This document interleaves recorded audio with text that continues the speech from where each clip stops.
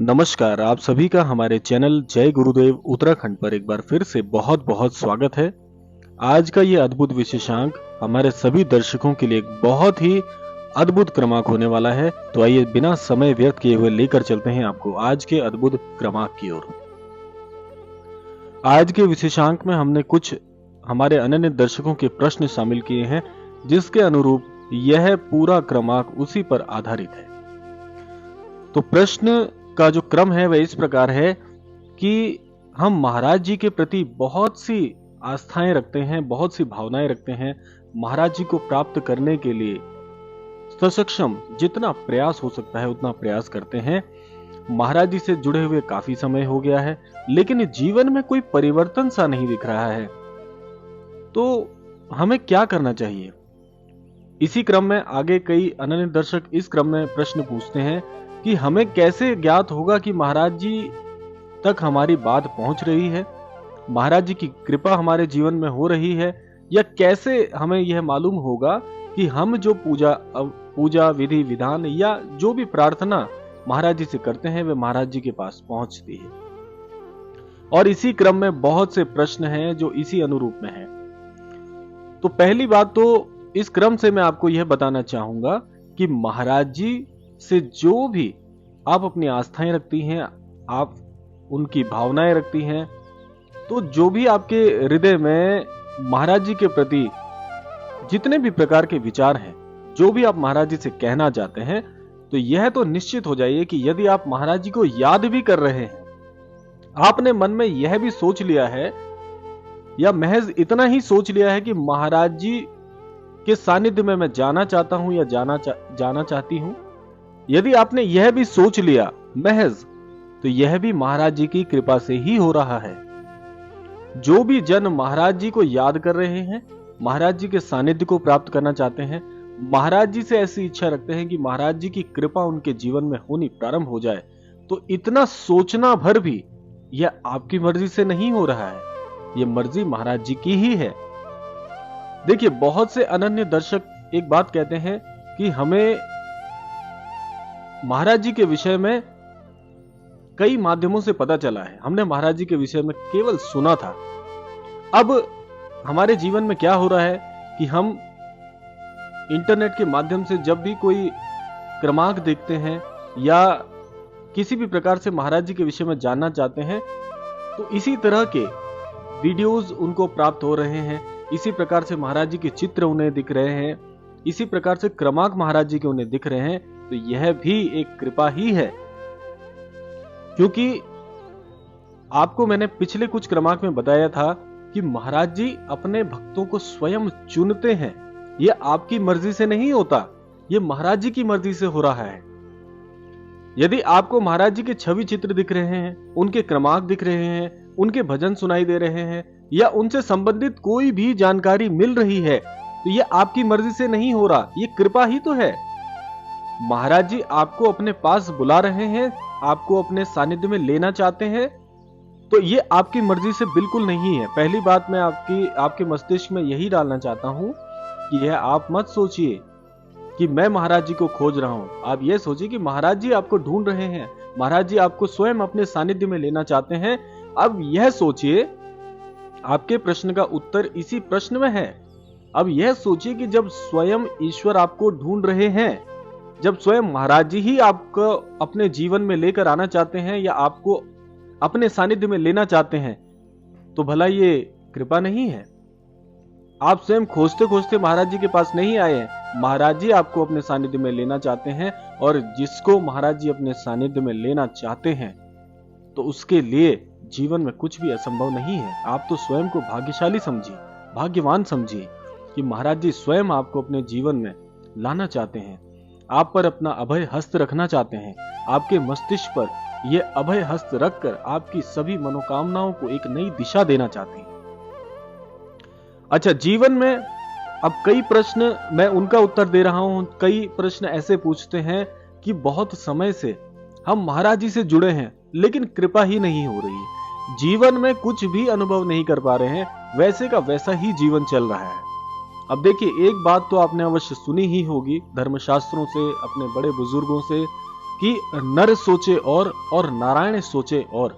इसका आशय क्या है? मैं एक बार दोबारा से इसको आपके सामने दोबारा रख देता हूं इस बात को, कि नर सोचे और नारायण सोचे और। इसका आशय क्या है? इसका आशय यह है कि हम मनुष्य, हम नाशवान शरीर रखने वाले मनुष्य अपने मन में बहुत सी कामनाएं रखते हैं, बहुत से भाव रखते हैं कि मुझे जीवन में यह प्राप्त हो जाए, मेरा जीवन में यह अमुक कार्य बन जाए, मेरी यह अमुक इच्छा पूरी हो जाए। यह तो हम सबकी सोच है, यह तो हम सबकी मनोकामनाएं हैं। हमारी मनोकामनाएं कुछ और होती हैं, लेकिन जो ईश्वर हमारे लिए सोचते हैं, जो हमारे इष्ट हमारे लिए सोचते हैं, जो गुरुजन हमारे लिए सोचते हैं, वही सबसे सटीक और सबसे ज्यादा भरोसेमंद कार्य होता है, जिसमें हम सबकी भलाई होती है। तो ईश्वर अपने भक्तों की भलाई के विषय में ही सोचते हैं।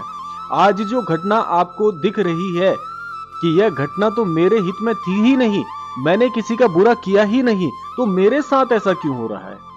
अब ये प्रश्न ऐसा है कि बड़े बड़े बुद्धिमान व्यक्ति, बड़े बड़े पढ़े लिखे लोग भी ये बात अपने मस्तिष्क में रखकर इसको औरों के सामने बोलते हुए पाए जाते हैं कि भाई मैंने जीवन में किसी का बुरा नहीं किया, मैं तो बहुत ही धर्मशास्त्रीय प्रकार का व्यक्ति हूं, लेकिन मेरे जीवन में ऐसा क्यों हो रहा है? मैंने तो किसी का कुछ नहीं बिगाड़ा, लेकिन मेरा तो पूरा जीवन ही अस्त व्यस्त हो गया, मेरा तो जीवन ही खराब हो गया।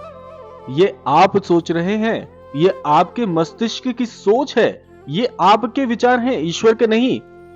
आज जो घटनाएं आपके जीवन में हो रही हैं, जो आपको अहित और अन्याय सा दिख रहा है, ये आपकी सोच है।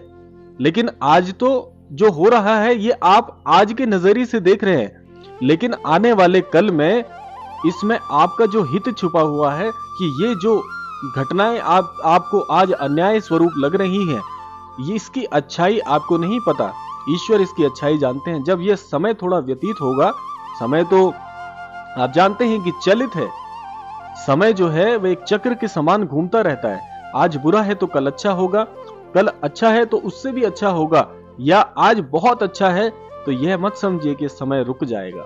समय का पहिया, समय का चक्र घूमता रहता है।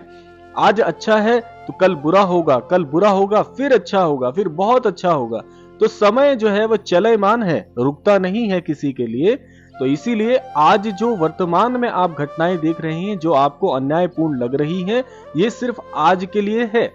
आज जो आपको लग रहा है कि मेरा जीवन अस्त व्यस्त हो गया है, तो इसमें कहीं ना कहीं आपकी भलाई ईश्वर ने सोची है, प्रभु ने आपके लिए कुछ बहुत अच्छा सोचा है। देखिए, ये उनके लिए मैं बता दूं जिनको लग रहा है कि हम जीवन में कभी किसी का अहित नहीं सोचते, कभी किसी के लिए अनिष्ट कार्य नहीं करते, कभी किसी के लिए बुरे वचन नहीं कहते, कभी किसी के लिए बुरी भावनाएं नहीं रखते, फिर भी जीवन में यदि कष्ट आ रहे हैं तो सोच लीजिए कि जो आज ये समय है, अगर ये ऐसे ही सरलता से आपको सब कुछ प्राप्त हो जाता तो ये बहुत कम होता, लेकिन ईश्वर ने आपके लिए कुछ और ही सोचा है, और वह जो होने वाला है उसके लिए थोड़ी प्रतीक्षा और कर लीजिए। इतना सह लिया है, थोड़ा और सह लीजिए, और कल देखिए जो ईश्वर ने आपके लिए सोचा है वह आपके लिए सबसे सर्वश्रेष्ठ होगा, वही आपके लिए सबसे अच्छा होगा।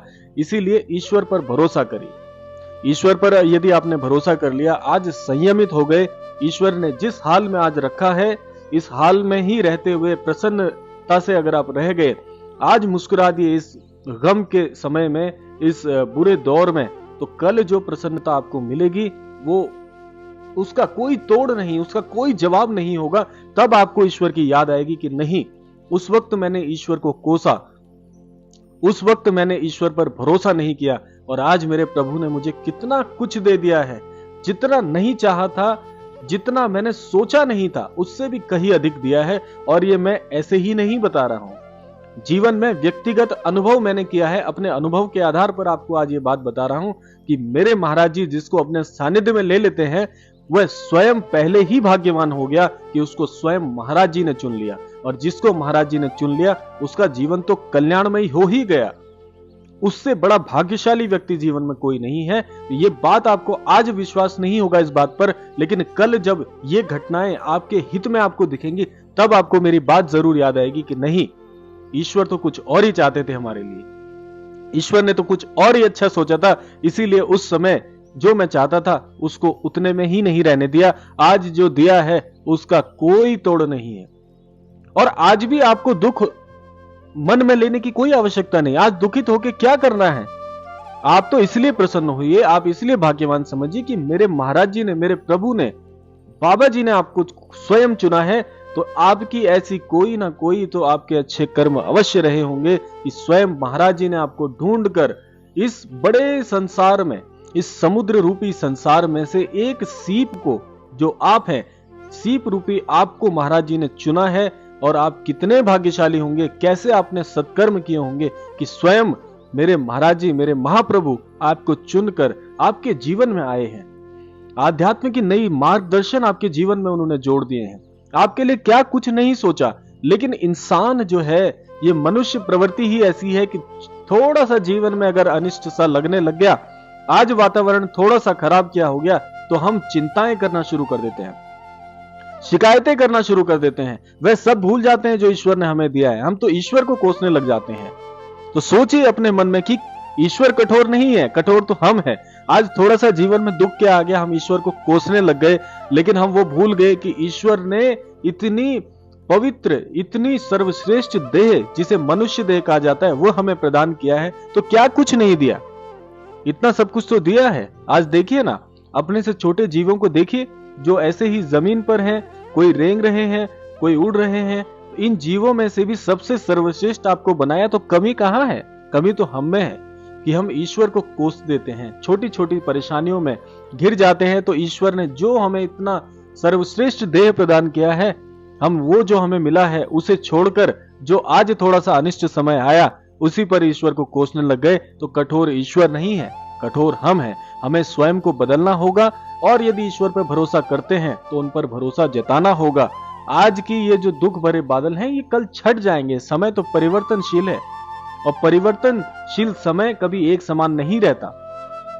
तो इसीलिए आप सबसे कहता हूं कि जीवन में परेशान मत होइए। महाराज जी ने जो सोचा है, आपको जो चुना है, तो एक उद्देश्य के लिए चुना है। जब कल को आपका समय आएगा, जब समय परिवर्तित होकर आपके लिए समय आएगा, अनुकूल समय आएगा, तब आपको मेरी बात अवश्य याद आएगी कि नहीं, महाराज जी ही बहुत बहुत उनके हम कृतार्थ हो जाएंगे, बहुत बहुत उनके चरणों में शीश नवाएंगे। और पछतावा भी अवश्य होगा कि महाराज जी पर उस समय भरोसा नहीं किया। लेकिन आज मेरे महाप्रभु ने मुझे जितना दिया, जितना समाया जाए, जितना अपने जीवन में शामिल किया जाए, उतना कम है। शब्द विहीन हो जाओगे आप सब, इस बात पर आप यकीन करिएगा।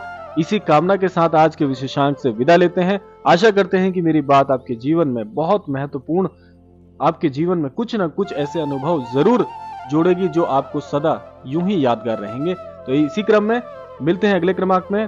तब तक के लिए जय श्री राम, जय गुरुदेव, जय उत्तराखंड।